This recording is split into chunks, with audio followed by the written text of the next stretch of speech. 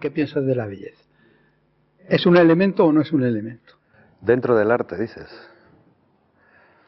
Joder, pues sí, ¿no? Sí que lo es. Lo que pasa es que no le puedo pedir al arte la belleza que le pido a otras cosas, ¿no? La belleza que pides en la naturaleza o en otros lugares, pero pues sí es, a mí me parece bello cuando te haces una pieza muy densa o con mucho contenido conceptual y con mínimos recursos. Eso como me parece a mí la cosa más bonita, ¿no? O sea, la escasez de medios, el utilizar muy pocos elementos para crear algo con el máximo efecto, con el máximo resultado, ¿no? Eso a mí siempre me ha parecido bello. O, por ejemplo, el hacer las cosas de manera que cueste lo menos posible, siendo lo mejor, ¿no?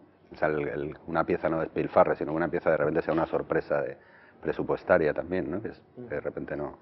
Sí, pero tú estás hablando muy astutamente de otra cosa. Yo me refiero a la belleza plástica, a la estética. Sí, pero es que sé que al decirlo no vamos a estar hablando de la misma, ¿no? Porque a mí sí me parece muy bonito. Bueno, se está hablándote ahora del Alighiero Goetti, ¿no? Que es una exposición que bella donde las haya, ¿no? Y realmente hay... ¿Y te afecta esa belleza? O sea, ¿la disfrutas? Yo la verdad es que sí la disfruté bastante, ¿no? Pero también porque están todos esos elementos que te digo, ¿no? Como con mínimas, bueno, y con aportaciones complejísimas también. Esto de la habilidad de escribir a dos manos es una cosa que me deja perplejo, ¿no? Pero sí, claro que la considero y la veo dentro del mundo del arte. Hay obras que se ve que son muy bonitas, ¿no? Pero no, me imagino que no estamos pensando lo mismo que cuando es que... El decimonónico de la belleza, como, ¿no? Es que belleza es una tía buena, o es un cochazo, o es un coche. Pero una determinada, o sea... Decir que nosotros trabajamos sobre la belleza sería como mucha gente llegaría luego diciendo, bueno, ¿y dónde está? Entonces creo que hay también una perversión por nuestra parte de ver belleza en cosas que a lo mejor no son bellas para el resto, ¿no? No, yo me refería a belleza en el sentido, sí, decimonónico, dieciochesco, renacentista. En ese sentido, sí, el disfrute, si realmente valoramos la belleza, esta belleza plástica, digamos, por entendernos, como un elemento a considerar, o podemos contemplar un trabajo del terreno del arte haciendo omisión absoluta de este tipo de belleza, de la estética. Es decir, ¿qué sentido tiene la famosa frase esa que se atribuye a Picasso, de esa que termina una obra y dice, bella con lo que he luchado porque no lo fuera, ¿no? O sea, me ha salido bonita, ¿no? Eso a mí es una cosa que me atrae mucho. Es decir, realmente prescindimos de eso, no nos ocupamos ni un ápice de que resulte bella. A mí me es difícil pensar que no nos ocupamos nada. Quiero decir, en nuestro momento histórico, ¿no? Sí, eso es lo que bueno, que esa belleza no es la repetición del modelo publicitario, entonces simplemente que... Pero sí que te preocupas, claro. Incluso cuando no está ausente o cuando aparece algo notoriamente feo, pues desaparece la belleza por ausencia, ¿no? Aparece la belleza ocultada, ¿no? Entonces sí que es un perón, pero claro, no es centro temático, ¿no? Yo creo, tampoco. No, pero si tú eliges un tipo de letra para escribir un cartel, lo eliges. Claro. Uno de los elementos es estético, indudablemente, ¿no? Dices, qué mal queda esta letra en este cartel, ¿no? O bien dices, oye, pues qué bien me queda con esta letra así rococó. O no tiene que ser una letra de palo liso, no sé. Yo sé que no está de moda y que no está bien visto esto que saca, pero a mí me gusta. No, porque... Y decir me gusta es una valoración estética. A mí muy bella me parece, por ejemplo, la de... O sea, mías, para ponerte un ejemplo de que me parece a mí bonito, me gustó mucho la del Degüello, que es tocar la canción esta de Degüello. Intentamos enfrente de la Bolsa de Nueva York, pero no pudimos, un poquito más abajo en Battery Park, y era tocarla 24 horas. Y me pareció una pieza súper bonita, ¿no? O sea, eso es, digamos, que lo más parecido a belleza que he hecho. Claro, pero porque estás manejando otros elementos que tienen que ver, pues en un caso, con la economía de medios, con la simplicidad, con la eficacia, incluso con la emoción, ¿no? En este caso que decías de... Pero Isidoro malévolamente está planteando cómo el arte actual pues huye de la belleza en la medida que no es moderno, que el paradigma moderno ilustrado se ha dado por acabado la posmodernidad y que no hay autonomía de la obra de arte en sí misma, ¿no? Que la forma en sí misma no es el elemento para valorar la obra, ¿no? Que no hay una aspiración de un ideal que cumplir, y todo eso, pues claro, claro, obviamente tú también has hecho algunas referencias pues, a lo que decía Santiago. A lo que decía Santiago a veces de eso, de la simplicidad, de la pura forma, la efectividad, con pocos recursos conseguir la máxima eficacia, pero estamos hablando de otro, ¿no? O tú planteas otro... Claro, eso es importante, eso es un valor, por supuesto, de primera magnitud, ¿no? A considerar, pero son valores que te requieren un razonamiento, digamos. Lo otro es que dices, oh, qué precioso es esto, ¿no? A eso me refiero. Claro, pero ¿Y qué obras has hecho en esa dirección? ¿Cuál sería la que has hecho en esa dirección? No, a mí lo que me pasa con frecuencia es que me sale bonito porque hay una deformación profesional. Yo lo siento sacar otra vez lo de la profesionalidad. Me sale bonito porque yo no puedo desligarme de que forma parte de mi formación el hacer las cosas bonitas. Y muchas veces me encanta cuando no me sale bonito. Digo, oh, qué feo es, pero qué ocasión da para pensar. Es decir, tiene estos elementos de valoración, de producción, etcétera, etcétera. Y ha salido horroroso. Y digo, qué bien que sale horroroso porque no me puede quitar espacio para disfrutar de los otros valores. Yo lo que quería hablar era de la bonitez en sí, escuetamente. Si tú lo miras y no sabes lo que es, dices, oye, pues qué color más atractivo, más impactante y qué forma ovoide tan... Pero claro, cuando te das cuenta de que es para escribir, dices, se me sale me queda pequeño. Yo no quiero que penséis en el me queda pequeño, sino eso. El arte contemporáneo es capaz de juzgar eso aisladamente como producto, como resultado estético, o no importa un bledo. Eso es lo que yo decía. Pero me parece que estamos dedicándole más tiempo del que se merece.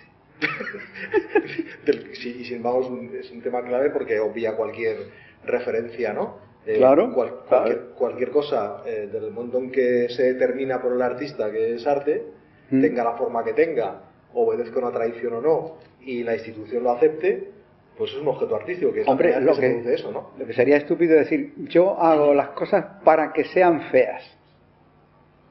Es decir, eso puede tener una justificación en un caso, es decir, quiero que sea muy feo para que se trasluzca el trasfondo que tiene, pero decir, lo hago solo para que sea feo, es difícil. O sea, yo efectivamente no había estado pensando en la belleza, pero sí que ahora al hablarlo reconozco varias categorías que tú también utilizas, ¿no? Por ejemplo, el darle otro uso a un material y darle otra vida, por lo tanto, ¿no? Pues eso es una cosa siempre bella. O sobre todo si no supone un gasto mayor de construcción, si supone una ventaja, ¿no? O que las cosas se hagan de una manera útil y de una manera sin despilfarro, sin utilizando el material justo. Entonces, desde ese punto de vista sí que habría como un reclamo que a lo mejor no es a la belleza, sino a la falta de belleza, ¿no? Al displacer más que al placer, que sería cuando ves pues los edificios construidos bajo la lógica de Auschwitz, ¿no? De cada uno con su lavadora, unos encima de otros, con el espacio justo para la tele y el catre. Entonces sí hay un reclamo constante de falta de belleza, ¿no? Utilizando simplemente estos recursos. Entonces como que ya se te olvida, ¿no? Has estado tan centrado en dónde ves el displacer que se olvida dónde estaba el placer, ¿no? Yo sí quiero poner en relación con eso, con todas las de la belleza, ¿no? Y de la verdad, que también en alguna ocasión te referías en cuanto a la relación del arte con la realidad, de la verdad de lo que representa o de lo que lleva, o de la verdad del propio ejercicio de esa práctica artística, y tiene que ver un poco también con esto. Y quería comentar un poco eso, ¿no? Sí, y también además, para que sea más difícil todavía, respecto a la moralidad y a la posibilidad de ser decente en la práctica artística, a la que tiene que ver con el bien, en último término, a la que también te has referido. ¿Todo eso lo tienes ahí apuntado todos? Todos y más cosas. Qué barbaridad, pero es que eso es muy complejo, Jorge. Es que eso es muy lioso. No, pero no es... Vamos a ver. Tú lo has planteado de una manera mucho más eficaz, al decir que tiene que ser el arte bello, pues, tiene que ser el arte real, habla de la realidad. ¿Cómo se relaciona el arte con la realidad? Sí, hombre, yo pienso que es lo mismo. O con la vida. Bueno, más complicado todavía. No. es que es lo mismo, es decir, la vida bien vivida, o sea, responsablemente vivida es arte, ya está, ¿no?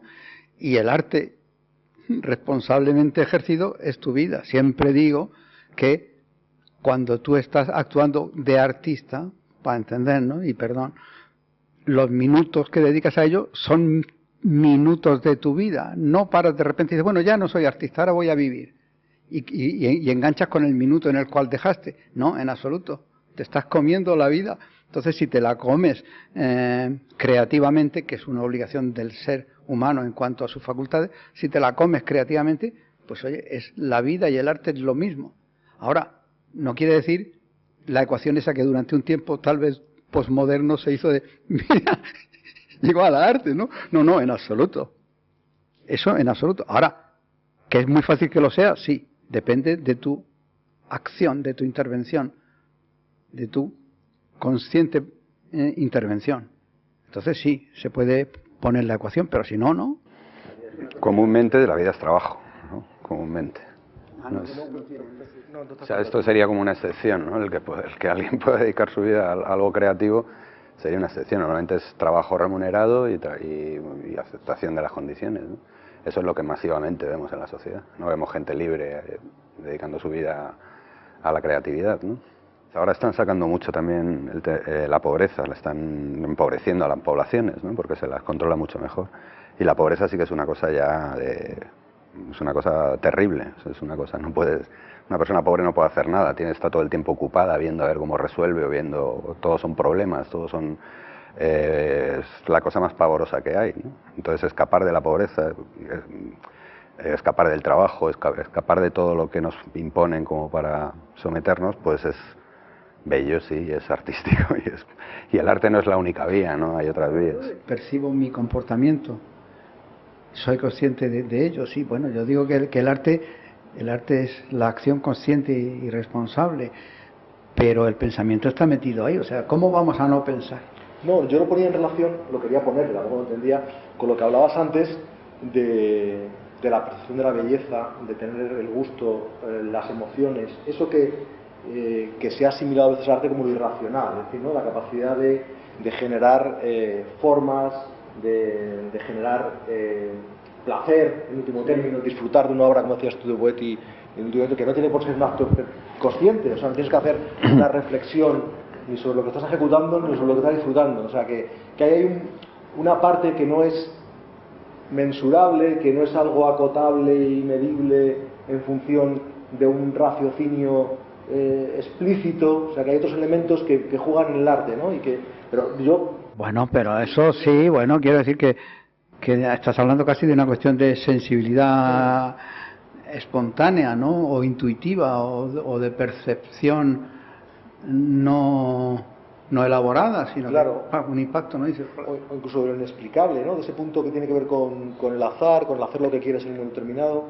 Tú has comentado varias veces. Sí, bueno, que Buñuel es uno de los personajes, ¿no? El cine de Buñuel, y él mismo, entiendo, ¿no? Como su propia práctica, como alguien en quien te reconoces, ¿no? O que te... Pues hombre, pues estando en México, pues miras mucho a Buñuel, claro. Pues es un personaje con el que, pues dices... O te gusta reconocerte, es demasiado, ¿no? Decir que te reconoces en Buñuel, pero bueno. No, y en lo que hace, en su cine, sus películas. No, lo decía porque Buñuel comentaba en el libro que tenía por ahí, que los leí hace mucho tiempo, Mi último suspiro, que cuenta no sé si lo has leído, que cuenta su impresión de su vida, cuando ya comenta que nota que la memoria empieza a perderle, que sin la memoria no se es nada, empieza a recordar cosas, y entonces dice que él siempre ha estado contra la ciencia, aludiendo a esto del pensamiento, ¿no? Porque dice que la ciencia, pues, que ignora el sueño y la risa y la imaginación, que a él le parece que es algo con lo que siempre ha querido que estuviera en su vida y en sus películas, ¿no?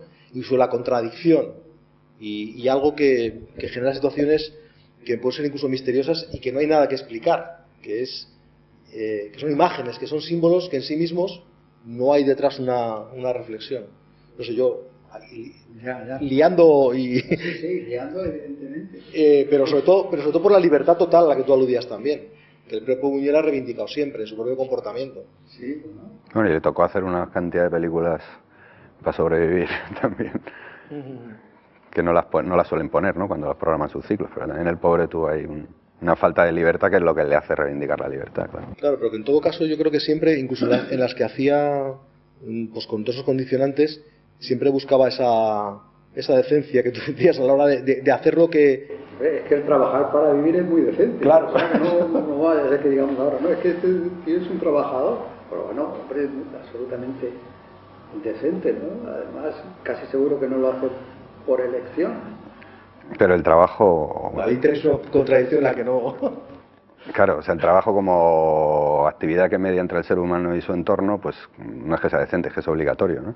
Pero si hablamos del trabajo en donde estamos ahora, el trabajo es una cosa, una maldita condena, ¿no? Es un horror. Resulta que no reúne ninguna condición, por decirlo laboralmente. No reúne ninguna condición. Es una cosa que dice, oye, es que tienes que hacer esto, y no hay, no ya elección de la modalidad de trabajo, sino elección de ningún tipo. Bueno, esto es una imposición, es una maldición bíblica, ¿no? Claro está, eso no... Ahora, el trabajador que tiene que hacer eso es muy decente, ¿o no? Bueno, tan decente como una puta, ¿no? Bueno. Claro, obviamente, ¿no? Porque hacen lo mismo, entregan su cuerpo, su inteligencia, su actividad. Sí, ¿no? Igual que la prostitución. O igual que la mendicidad, o igual que cualquier otra cosa que se hace para sacar dinero. O sea, sí, bueno, pero para sobrevivir. Pero hay que sacar dinero. No, pero es que Santiago lo radicaliza ahí, y lo radicaliza porque es una posición, yo creo, suya, vital y además ideológica, pero durante mucho tiempo los trabajadores a lo mejor se han confundido a la hora de pensar que puede ser incluso digno y tener unas condiciones dignas en las que determinadas cosas se ven como indignas. Por ejemplo, en el trabajo asalariado no puede haber dignidad. Es una posición de fondo ideológica y muy radical que yo no comparto. Yo tampoco en absoluto, porque, no sé, quiero decir que los que acarreaban las piedras para las pirámides, que ni siquiera eran asalariados. Pues es que claro, que encima les hablen de dignidad, pues imagino. Pero claro, bueno, no, pero si es que el trabajo asalariado muchas veces es peor que la esclavitud, ¿no? De hecho, los cambios que se hacen del sistema esclavista al sistema de trabajo en Estados Unidos son como mucho peor, porque encima el trabajador tiene que pagarse su lugar de trabajo. Sí, ya sé que al lado de las fábricas, en la época industrial, se montaban los supermercados, ¿no? O los hipermercados para que compraran allí, que era propiedad del dueño de la fábrica, ¿no? A la vez. Pero lo que yo no sé es hasta qué punto se puede pedir a alguien que se vea abocado a eso, voy a decir dignidad, que es una palabra muy, muy respetable, ¿no? Hasta qué punto se le puede pedir esta dignidad hipócrita, es decir, usted que está obligado a esto, encima tiene que ser digno. Es que el trabajo es la dictadura, es la verdadera dictadura, es donde reside el control dictatorial de la población. Entonces, creo que todo eso de la dignidad es un cuento del mismo poder, ¿no? Para hacernos ver como aceptable una cosa que es sencillamente inaceptable, ¿no? Que yo esté entregando mi cuerpo, mi vida, mi inteligencia al beneficio de una tercera persona, ahí no puede haber dignidad, ahí hay un engaño, ¿no? Evidentemente. Te queda el heroísmo de suicidarte o de poner bombas, claro. Sí. De no hacerlo, o sea, es que la solución a todos nuestros problemas pasa por abandonar el mundo del trabajo, por negarnos a colaborar, para negarnos a colaborar. El mundo. Sí, es abandonar el mundo, claro. Que no puede. Ahora, lo que sí tengo es que admitir la muy probable dignidad de la puta. Eso sí, ejerciendo ese trabajo asalariado y malsano, yo me siento inclinado a considerar su dignidad o la irreversibilidad, casi si me apuras, de ese trabajo. Así, bueno, mire, señores, es que resulta que, pues eso, a mí me han traído de Rumanía porque iba a trabajar aquí, resulta que lo que tengo que hacer es esto. Entonces me queda o bien el suicidio en cualquiera de sus modalidades, o bien hacerlo. Y yo no puedo, a la persona que hace eso, no puedo considerarla indignamente, como indigna. Y la palabra dignidad me parece dignísima, ¿no? O sea, sí, reivindico la dignidad como condición digna, ¿no? Pasemos a otro territorio, no para cambiar el asunto, sino al de la santidad, ¿no? te dicen, bueno, usted si va al Senegal o yo que sé, o al Chad, realmente, no digo ya salvar almas, ¿no? Aunque vaya usted con la etiqueta de salvar almas, pero bueno, usted es un miembro de Médicos Sin Fronteras o cualquier organización que sea, o es usted Perico el de los Palotes y se va al Chad a actuar, y claro, nadie puede decir que está usted obrando mal. Y me dicen a mí, oye, ¿por qué no te vas tú también? Y digo, yo admiro a ese tío. Ahora, de ninguna manera voy, porque yo no soy un santo. Entonces, de decirle a la puta, usted resístase contra eso, ya puede decir, oiga, es que no soy un héroe en absoluto, no me quiero suicidar, y yo no quiero ser un santo porque no lo soy. Y qué bien el tío que se va al chat, pero yo no voy de ninguna manera, porque sencillamente, o sea, no soy tan grande. ¿Te parece poco cultural y poco menos natural, como decía Santiago, trabajar para poder vivir? Eso es lo menos natural. Los animales no trabajan, salvo que estos son organizados como colmenas y tal, ¿no? Esto No lleguemos al punto de pensar si esto que estamos haciendo es trabajo o no es trabajo.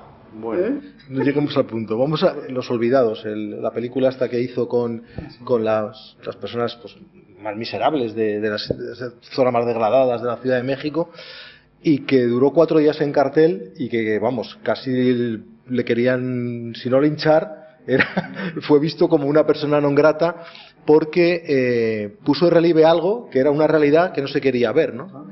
Y entonces eso es muy ofensivo en ciertos círculos. Claro, y entonces en el libro hablaba de que el nacionalismo mexicano, que era algo que él que no se sentía de ninguna nación en concreto, pues que él quería explicarse en función de ese nacionalismo, el que bueno, pues no es que le vetaran, pero que es que duró 4 días la película y que le retiraron hasta el saludo, ¿no? Y que el país prácticamente en el que él estaba viendo le repudiaba.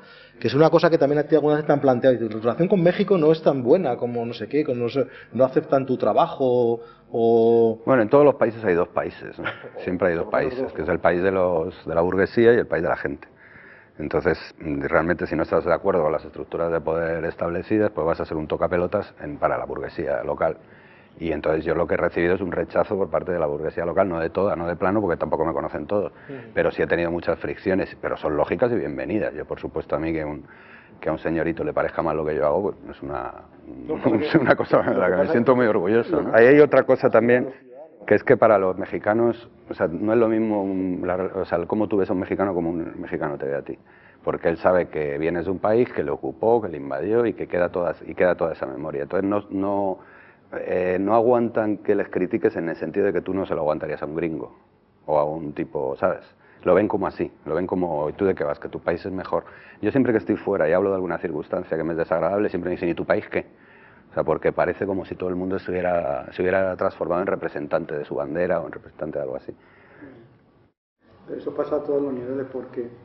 Por ejemplo, en las Urdes, que yo voy todos los años a las Urdes, pues abominan de la película de Buñuel, pero yo estaba en las Urdes hace 50 años y realmente la película de Buñuel era muy realista, ¿sabes? O sea, se parecía bastante, pero claro está, no tiene nada de extraño que ahora que las Urdes no hay quien las conozca, o sea que es un emporio de riqueza, podríamos decir, en comparación, pues claro, dicen, eso es mentira, eso es una degradación infame, es una calumnia.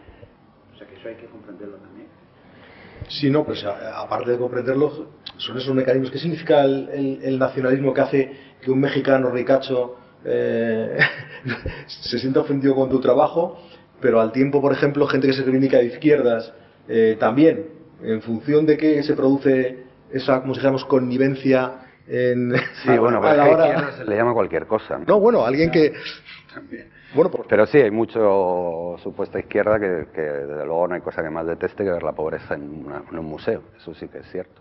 Y sí ha habido muchas críticas hacia mí por parte de la izquierda, como pues casi como diciéndose que hay un actuar gozoso o un goce en mí en el martirio o que yo estoy de acuerdo puesto que lo exhibo. Pero bueno, yo creo que entra también a formar parte del mismo fenómeno que se produce cuando un actor de teatro que hace el papel de villano en un pueblo pues luego la apedrean afuera, ¿no? O sea que también se mezclan muchos elementos. Es que esa es una contribución compuesta y prefabricada que interesa muchísimo, digamos, al poder, por entendernos, ¿no? Decir, bueno, ya sabemos que estos son artistas, ¿eh? Qué tranquilidad, porque sabemos lo que va a hacer este tío, ¿no? Va a hacer obras de arte. Y además lo tiene permitido porque es artista. Claro, claro.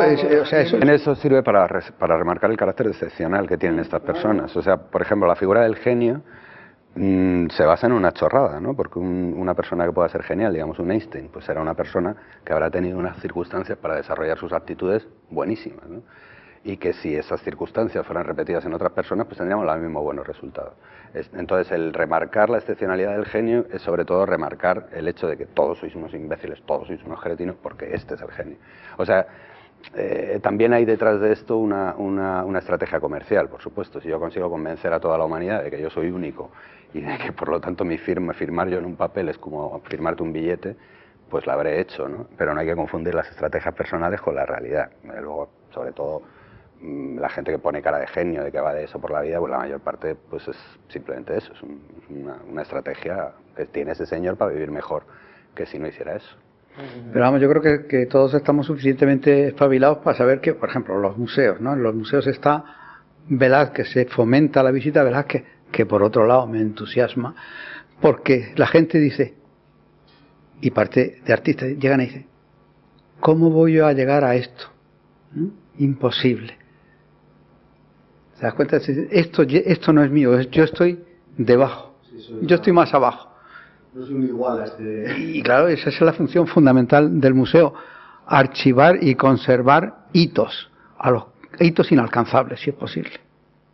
Que den ese ejemplo a la población, el ejemplo de que esto no lo puedes conseguir tú. Es tuyo, esto es un dotado que vino y hizo esto.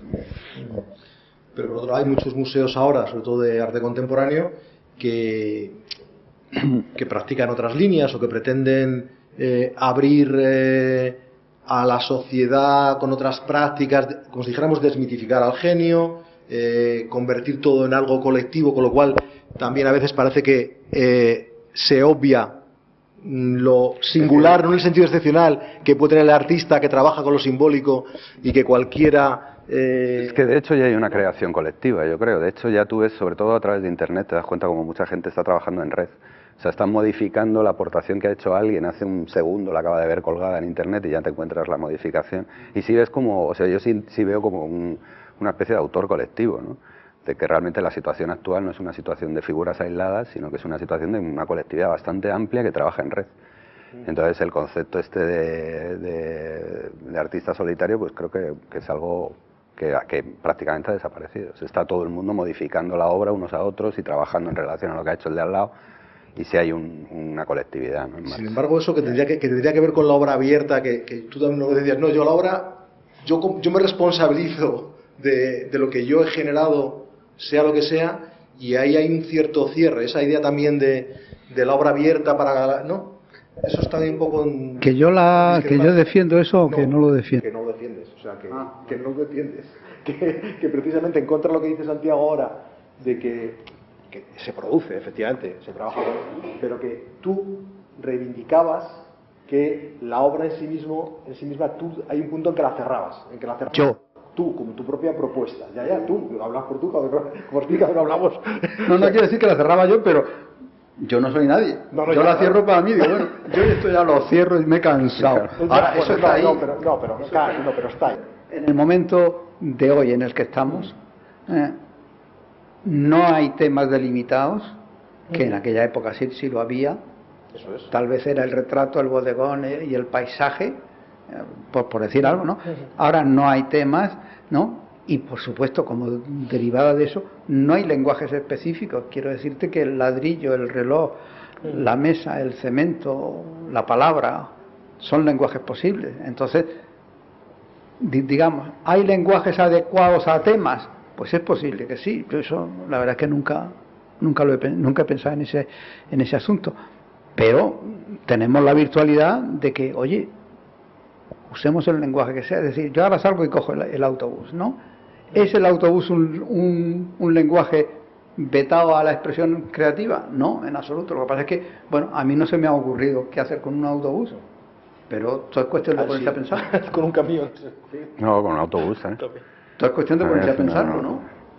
Yo me refería al lenguaje, no en el sentido que tú dices ahora, que evidentemente pues cualquier elemento se convierte en utilizable, sino el lenguaje en sentido más literal, como elemento, como código de comunicación humano, y cómo se ha incorporado algunos artistas lo incorporan de una manera más... a ti te interesa mucho en sí mismo como lenguaje, o sea, lenguaje, no como otro lenguaje más. Como que hay letras, quieres decir. Sí, como comunicación, como un código cerrado de elementos que de una manera arbitraria se les asigna. Pero es lo mismo, es otro frasco vacío. Lorenz Weiner es un excelente escultor, no es un excelente escritor, ¿no? O sea, las obras que él hace te están creando una escultura en la cabeza.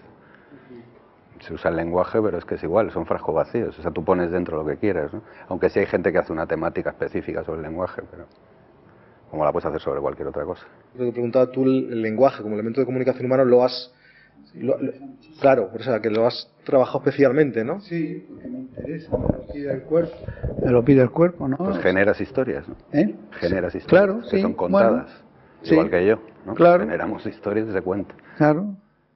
Por ejemplo, lo que dice él, a mí me encanta, y viene mucho a cuento, a mí me encanta hacer algo que no esté testimoniado, pero que se pueda contar. ¿Te das cuenta? Algo que no esté respaldado por un documento, pero que lo cuente, créase o no se crea, pero da lugar a contarlo, así, lo que es contar, ¿no? Entonces eso es podríamos decir, también lo estoy pensando ahora mismo, es una estimulación del lenguaje. O sea, por ejemplo, alguien que cuenta esto que ha pasado. Está en un sitio y había 3 tíos allí hablando y han dicho esto y esto y esto. El que lo oye puede decir, bueno, mentira podrida, te lo estás inventando. Me da igual que te lo invente o que sea, pero ahí hay un lenguaje impulsado. Ya por acabar, hemos hablado del lenguaje como materia de trabajo artístico y como un interés vuestro en algunas obras, y también quería, bueno, pues que comentáramos la relación con el espacio público, el papel del arte en el espacio público. Pues lo primero, yo esto sí quiero decir. Bueno, lo primero yo creo es que esto del espacio público está dejando de existir, o existe muy marginalmente, o existe porque no se dan cuenta, pero realmente ya todo el espacio está prácticamente privatizado. De hecho, a mí lo que más me llama la atención cuando voy a Latinoamérica es encontrarme que la gente todavía no se ha dado cuenta de esto y utilizan la calle. De repente se sacan las sillas y se ponen afuera, como se hacía antes en los pueblos, o incluso aquí en Madrid también se hacía. Salen el domingo a comer y ponen la mesa en medio de la calle y ahí se dan una comida, o había un tipo cerca de mi casa que proyectaba películas los sábados en medio de la calle. Pero estas cosas son absolutamente excepcionales, porque si quieres hacer algo público tienes que empezar a mover con los auténticos propietarios del espacio, que no es toda la colectividad, sino unos tipos que dicen representarlo, pues una montaña de papeles, etcétera. O sea, a mí me da la sensación de que estamos ante una invasión masiva de lo privado, ¿no? Pero no es una sensación que me dé pues por locura, sino que lo refrendan los hechos. De los 70 hay una transmisión de bienes públicos a manos privadas que hace que cada vez lo público tenga menos sentido para mí. O sea, ¿dónde está? Se lo quedaron, ¿no? Y sin llegar a esa faceta bucólica o romántica, sencillamente la plaza para estar. O sea, ya no hay casi bancos, hay muchos bancos individuales. Para que no se tumbe la gente. Otros troceados. En fin, y es curioso porque en la Plaza del Callao, por ejemplo, es que hay constantemente montajes de cosas. O sea, la han cepillado, se han quitado. Lo alquilan, ¿no? Han quitado todos los árboles, todos los bancos que había, un rellanito que había ahí donde se sentaba la gente, lo han quitado. Han puesto los suelos esos de granito artificial horroroso y ya están montando constantemente tinglaos, mercadillos, ferias, no sé qué. O sea, que ni siquiera sin llegar a eso de no poder sentarte en tu silla en la puerta, sino sencillamente no poder sentarte en una plaza. La calle Preciados han quitado los bancos hace muchos años, la Plaza de las Cortes ya, ¿para qué vamos a describirla? Porque mejor olvidarlo, ¿no? Entonces, la privatización... Bueno, Colón, que es una cosa... Bueno, Colón, bueno, sí, ahora, es que es una cosa horrorosa, sí, yo no sé si decir la explotación del espacio público por 4, la explotación por 4 del espacio público. En fin, o sea que ya no existe eso, o va camino de no existir. Pero eso no quiere decir que nosotros Santiago y yo tengamos que rendirnos. Claro, pues precisamente es más necesario señalar eso, ¿no? O marcar otras maneras de usar el Sí, hay que recuperar el espacio público y disolver los cuerpos represivos, ¿no? para empezar, como programa mínimo de actuación y también, pues, incluso ser modernos, porque lo de los bancos no creo que sea los fragmenten por un ejercicio de posmodernidad, sino por lo que decía Santiago, para que la gente no se tumbe Esto que o no se canalla. siente junto a hablar, ¿no? En un país que está echando como a cuántas, a 200 familias a la calle al mes, ¿no? O al día, o no sé qué brutalidad están echando. Bueno, pues ya os dejo de dar la lata, salvo que queráis epilogar o decir cualquier cosa. No, Estamos satisfechos. lo dejamos así. Muy bien.